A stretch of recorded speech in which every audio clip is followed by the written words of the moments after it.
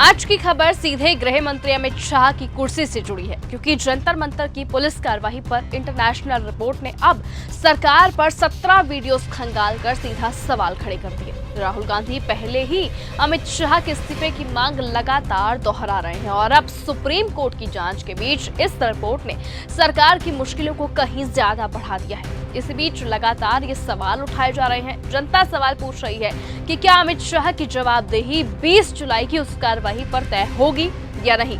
क्या है पूरी खबर, बताएंगे आपको। नमस्कार, आप देख रहे हैं न्यूज गंगा और मैं हूं आपके साथ निशा भारद्वाज।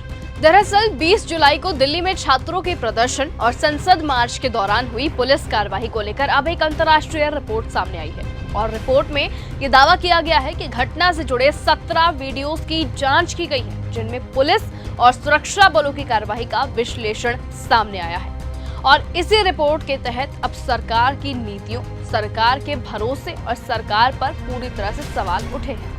रिपोर्ट में यह आरोप लगाया गया है कि प्रदर्शनकारियों के खिलाफ पुलिसिया कार्रवाई की गई है, उन पर आंसू गैस, लाठीचार्ज और पैलेट गन जैसे तरीकों का इस्तेमाल किया गया है। यानी कि जो बात लगातार विपक्ष उठा रहा है, जो बात प्रदर्शनकारी शुरू से कह रहे हैं, जो बात सीजेपी कह रही है, उस बात का अब पूरी तरह से सबूत सामने आ गया है। अब आपको बताएं कि शॉटगन जैसे तरीकों का इस्तेमाल किया गया है और कुछ मामलों में जरूरत से ज्यादा बल प्रयोग के संकेत भी उन वीडियोस के तहत सामने आई हैं। यानी कि रिपोर्ट में 2 ऐसे वीडियोस का जिक्र है जिनमें एक सुरक्षा अधिकारी भीड़ की और पैलेट शॉटगन चलाता हुआ नजर आया है। कुछ प्रदर्शनकारियों के शरीर पर ऐसी चोटों का भी जिक्र इस रिपोर्ट में किया गया है, जो कि छर्रों से लगी चोटों से मेल खाने का दावा करते हैं। आपको बताएं कि इससे पहले भी राहुल गांधी ने एक बच्चे को सामने लाया था जिस पर पैलेट गन का इस्तेमाल हुआ था और लगातार राहुल गांधी ये बात को दोहरा रहे हैं कि पैलेट गन के इस्तेमाल की वजह से उसकी आंख की रोशनी तक पर बात आ गई है। यानी कि अब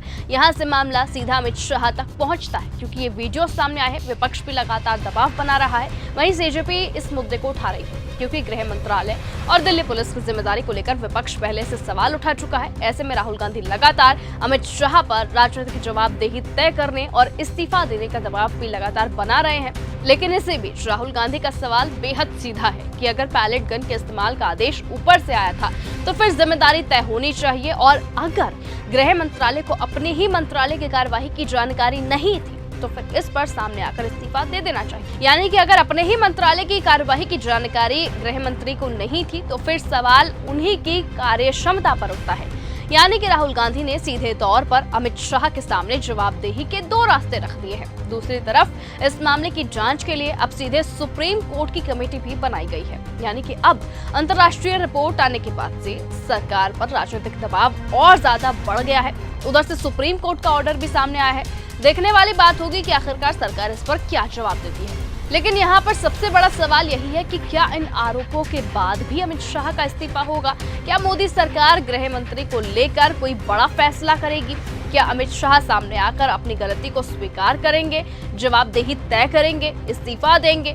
फिलहाल इस इस्तीफे को लेकर सरकार की तरफ से ना तो कोई आधिकारिक फैसला सामने आया है, ना ही कोई आधिकारिक घोषणा सामने आई है, ना तो अमित शाह ने इस पर आकर कोई बात कही है। ऐसे में जो भी हो, इतना जरूर साफ है कि जंतर मंतर का मुद्दा अब सीधे सड़क से लेकर संसद तक, सुप्रीम कोर्ट और अंतर्राष्ट्रीय मंच तक पहुंच गया है। देखने वाली बात होगी कि जिस तरीके से सरकार पर लगातार दबाव बढ़ रहा है, क्या उस दबाव का असर आगे आने वाले कुछ दिनों में दिखेगा? फैसला अब जांच की रिपोर्ट करेगी, और अगर जांच में इस तरह के सबूत सच में आगे चलकर साबित होते हैं, पुलिस की कार्रवाई में गंभीर चूक साबित होती है, तो फिर क्या राजनीतिक जिम्मेदारी किसकी होगी? राजनीतिक जिम्मेदारी के तौर पर फैसला कौन लेगा?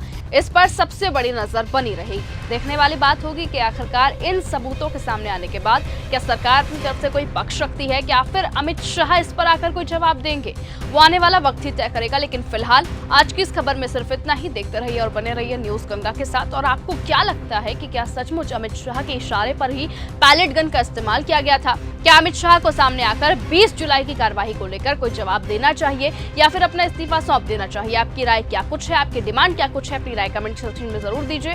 आज की इस खबर में सिर्फ इतना ही। देखते रहिए और बने रहिए न्यूज गंगा के साथ। नमस्कार।